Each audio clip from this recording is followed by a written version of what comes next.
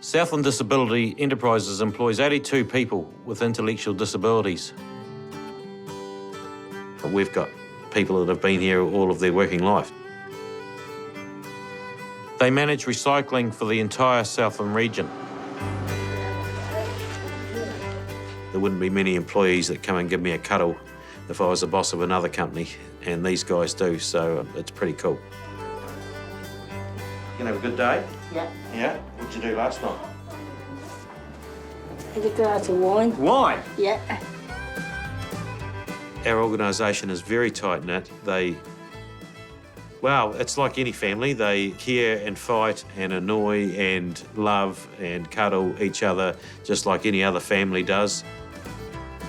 If something happened to one of our people, then they'd all be sticking up for them. So it's your genuine family unit, to be fair. Not only have these people worked together all of their lives, a lot of these people went to school together down here in Southland. These people have been together forever, so yeah, they are a family.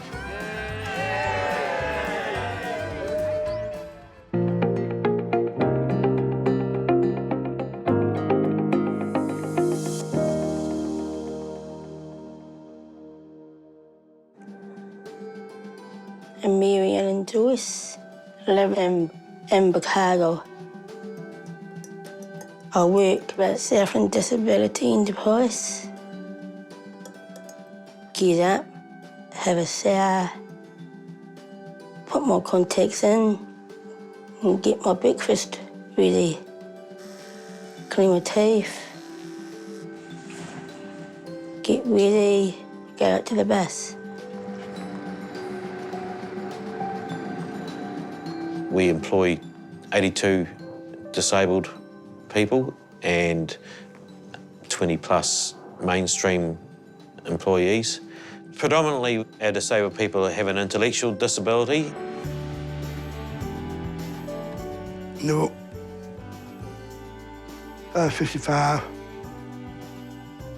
And that's my room. There was TV. That thing. Rugby. Oh, bless you. That's me. In the workshop.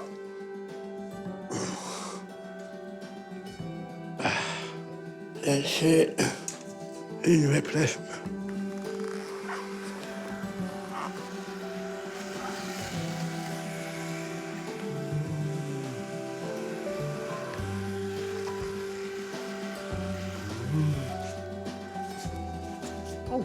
Oh, we nearly forgot your key.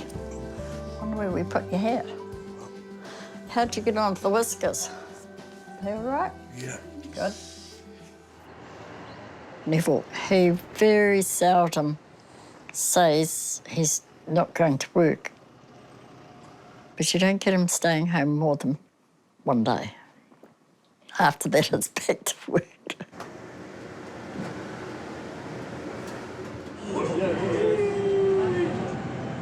I do the bus well.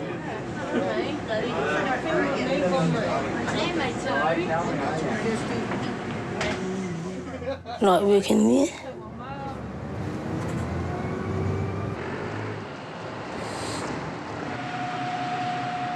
They all talk about it as being family, and that's how they treat them.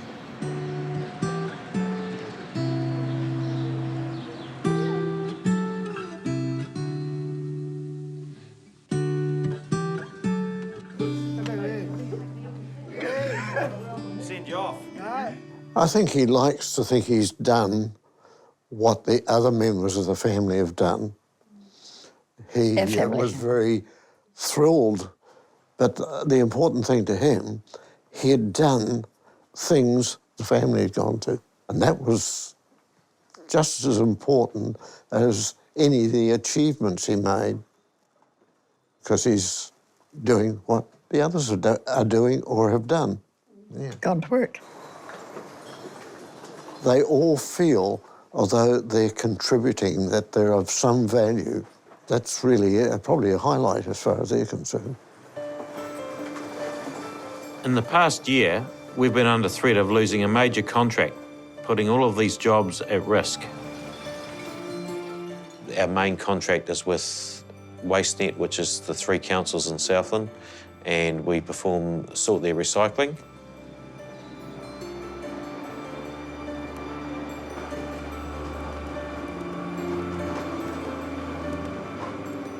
We see our role as just providing quality and meaningful work that enriches our guys' lives, and so sorting seems to be an activity that our people, they can do comfortably.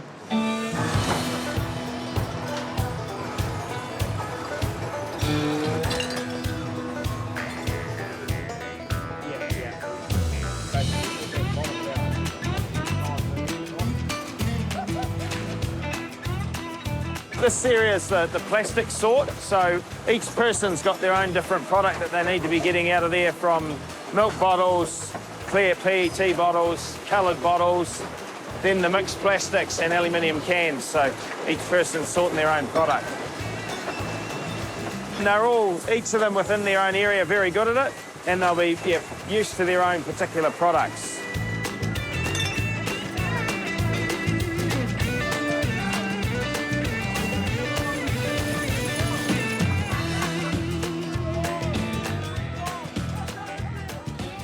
I take recycling off. Clay bottles and plastic bags, good. Mary-Ellen works up on the line. She's been there over 20 years. She went there from school. She's really happy there. It gives them a purpose in life every day. That's the fantastic thing with Mary. It's like at SDE, they give them their birthdays off, right? And they're allowed to have their day of the birthday off. But she doesn't like the day of her birthday off because she likes to get on the bus and she likes them to sing her happy birthday. So she wants to go to work, so she does, so.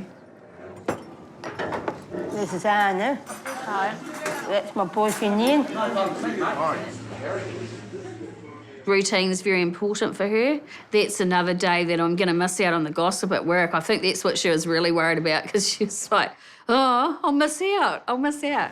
I know Mary for over 24 years.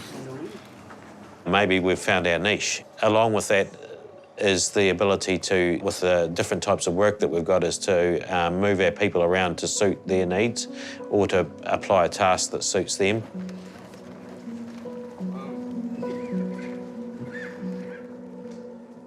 Neville down the end, he usually props himself up at the head of the table, so yeah, it's usually where we find him anyway.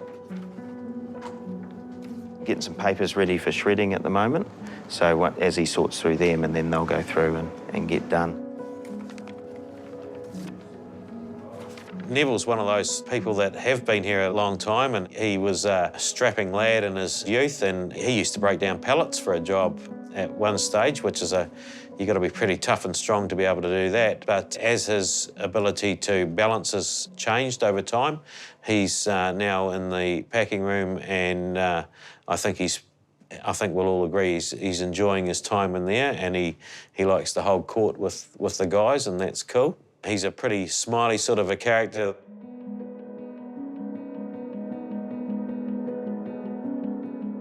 We're going to progress through from this album, take all these pages out and put them just over here in the meantime, because I want this big folder. That one can go over, that's more of the same bloke, isn't it? Yes, ma'am. He won't tell us anything about work. You might get more out of them than what we would, but what happens at work stays at work. And he's very much that way. If you ask him what he did at work today, he'd say, listen, that. Did you paint the roof? Yes, we finished it. Tell you anything. Neville's now 55. He was born Downs, and he had cerebral edema when he was 2 days old, which put him in hospital for a month. And then they didn't know if he was going to survive or not, but He was a tough little character, and he had a lot of illness in the first 5 years, a lot of breathing and lung problems. And they told us, for us to understand it, it was the same as you or I having a stroke. Want to push it this time yourself?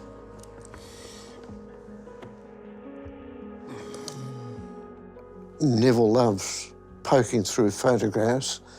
He does spend a lot of time looking at the individual photographs and can tell you more about the background than what I would notice, or anybody else for that matter, I think.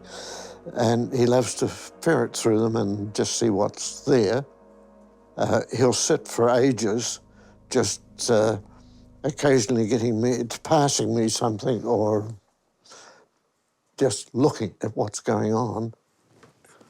All their family, just right, kids, and Jeannie.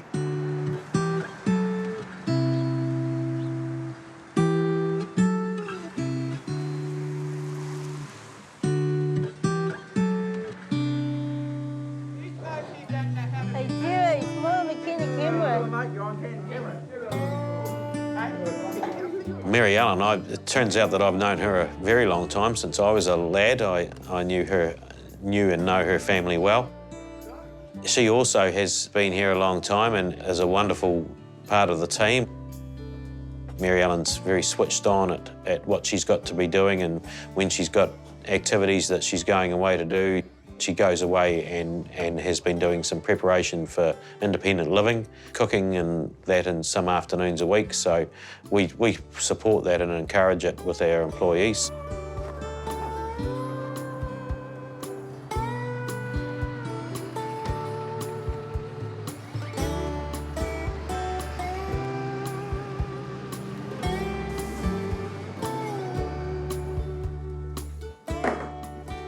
G'day, Joycey, how are you? That's good. How was your day? Busy. Busy? Oh, that's good then.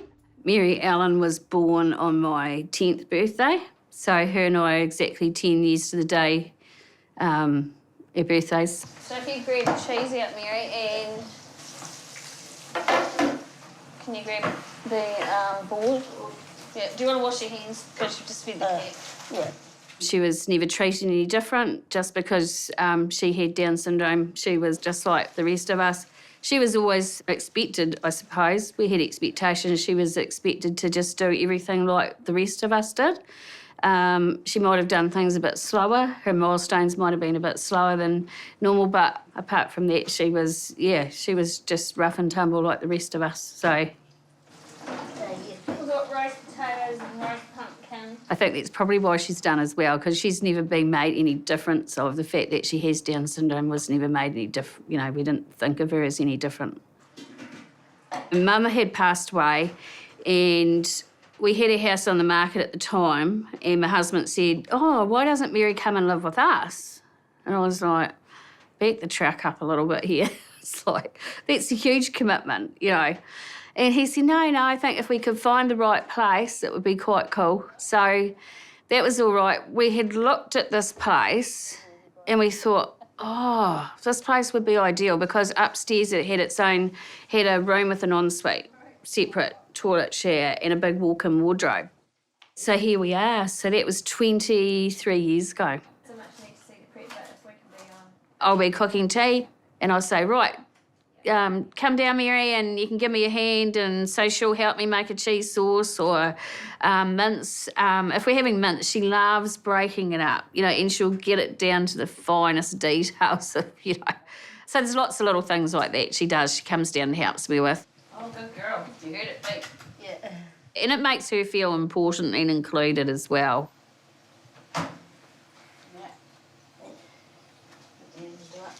We want her to sort of get into a space where we can go fletting, but in a supportive environment with someone coming in maybe in the mornings to check on her to make sure everything's done, and then in the evenings make sure that tea's sorted or whatever, you know.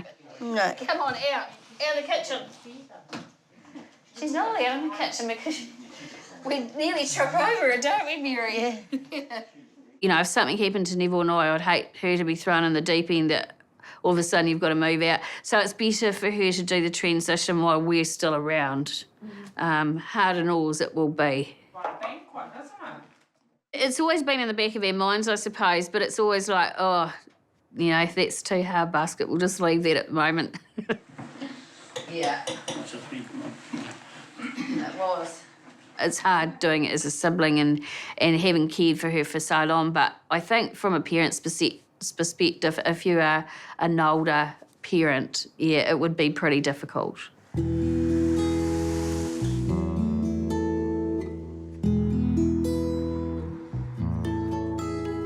Well, I don't know that we've been very successful in making any plans, which we should be trying a bit harder to do, but we haven't sort of tidied that aspect up to any great extent. And we keep putting it off, I suppose, but we're going to have to get ourselves into gear and do some planning for the future, because... we're not always going to manage here, but... And we're probably not going to always be here. We've worked on the principle that we should be, but nature doesn't allow things to work that way, so we've probably got to do some serious thinking. Over to the car.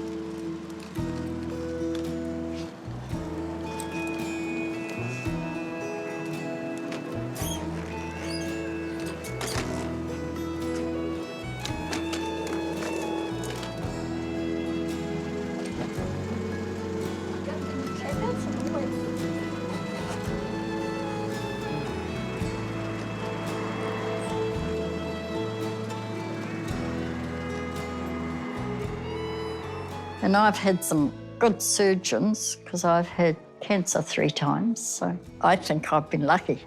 It's velour, that one.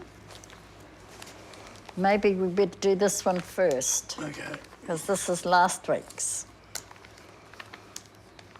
And we've got 2 down as staff. Some of the IH people have got flats and that sort of thing, but... that wasn't what he wanted. Neville never wanted to venture away from here. He was given plenty of times that he was asked whether he wanted to or not, but no. And he loves family. If anybody's about the family, he's really into it. And the next one is charades.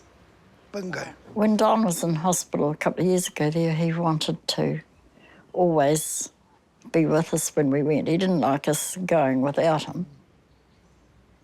As he's got a little bit older, he's less occupying his room by himself, and he likes to come out and be with us for a bit longer. Canada has the world's largest number of what food outlets, with Japan the second highest. Donuts. We have added onto the house a bed sitting room for him because he didn't want to leave home. He wanted to stay with us and family.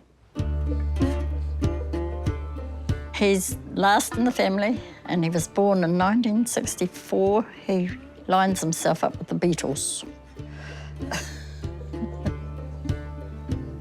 We lived at the fire station. Oh, Don was a fireman then.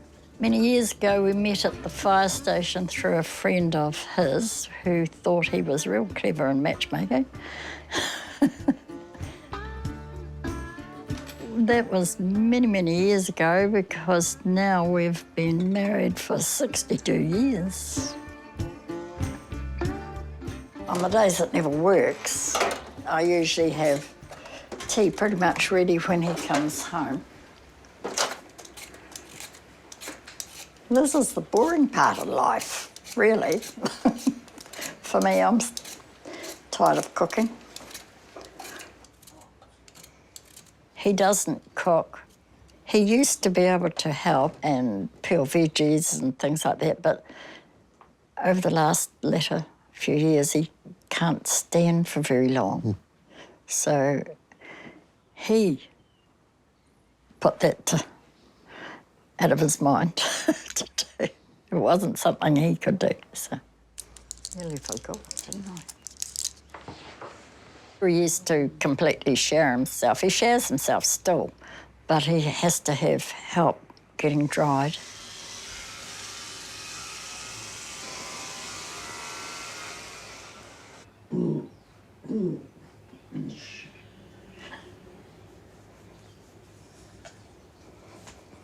He has spinal stenosis, which is his vertebrae is breaking down and pressing on the nerve that goes up his back to his brain, and it refers back to pain, and this is supposed to help relieve it. We have people living in many different circumstances. We have people who live at home still, who might be what we would consider to be quite mature, as in their 50s, still living at home. We have people living independently, and they're actually more often than not living on their own rather than in a flatting situation. So they might be in flats around town. One of the main concerns with the people that live independently is the fact that they have quite elderly parents mostly, and these elderly parents are still having to make sure that their loved one's okay and looked after, fed well. They may be taking meals to them, when the reality is they're not that well themselves. If they qualify for some care, it's only for a limited amount of time a day or a week. And I think the threshold for saying that someone can cook for themselves is fairly low.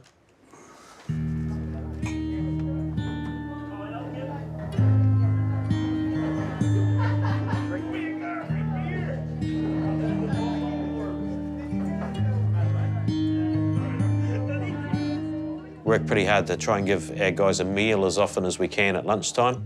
In my perfect world, we'll be able to do that every day, but we haven't quite achieved that financially yet. But we certainly provide a meal when we can, which is nutritious and hot. No work. Do you know why? No. Because you and Deborah have done a good job cleaning it all up. Yeah. So as soon as any more comes in, we'll bring it into you. We often talk about belonging here and giving a sense of belonging and somewhere that they feel that it's theirs. And so that's why it's very difficult to describe this place. Teams, best piece. Vision 4 10-pin team. Yep, that's another one. That's another goal. You might have to hold those two in your hand. Yep. I'm a butcher by trade. Then I decided one day that I needed to do something different, so I went and became a teacher and did my degree and did some postgraduate study as well, and taught primary initially, and then I was involved with disability and teaching students with disabilities at a secondary school, where that really opened my eyes up to the support that people need.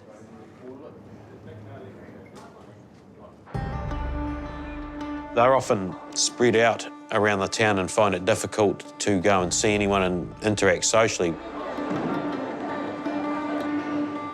They finish work on a Wednesday and the SDE bus drops them off at bowling.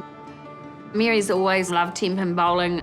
Every Wednesday night for years, that's been her thing.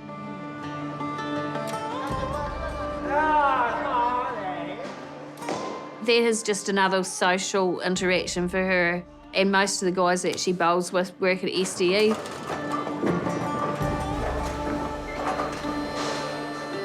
It was very cool I think it was last year she went to Nationals. She'd never been before, but went away to Nationals and for 10-pin bowling, so throughout the whole New Zealand, loved it. That was a great experience for her.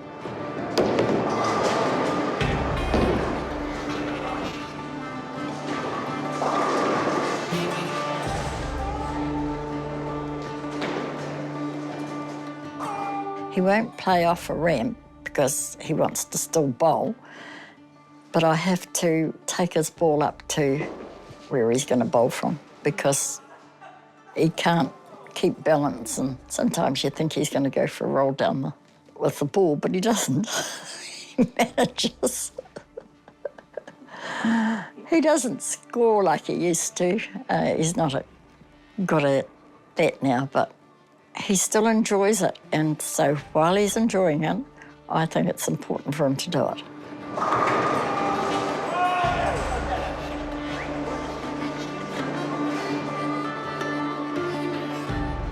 Mary, she is a wee social butterfly. Well, more in the school holidays I like to do stuff with her because I normally like to have her off for a week if I'm home, Neville's working. So we go and we'll go out for coffee or we'll go and get our nails done. Cheers. It's nice, isn't it? Actually, what we might do is get one of those frames that you can put like several pictures in, and we might do up a one for you, just of Fiji for you to have in your room. That would be cool, wouldn't it? Yeah. Because we just... The thing I want to is to be able to be a sister to her, not a carer. And that's really important as well, because at the moment I'm a carer, so like to be able to be her sister and have that special relationship back would be good. That was one night before dinner, wasn't it, Mary? Yeah. Was that... Hey, did we go Asian restaurant that night, Mary? Yeah, we did, yeah.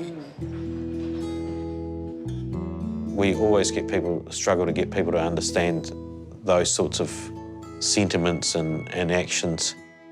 It's not that people don't want to understand, it's just that when you're not around disability all the time or vulnerable people or you know, those sorts of demographics, people just don't need to understand. Even our new employees, when they come to work here, our mainstream employees that I can tell have some empathy but haven't worked in this space before, it's like we've opened up a whole new horizon of life. As you usually do, or did you go quiet today and shy? No, I'm not sorry. Anyone who leaves here, no matter how long they've been working here for, would leave here a more understanding person about disability and vulnerable people.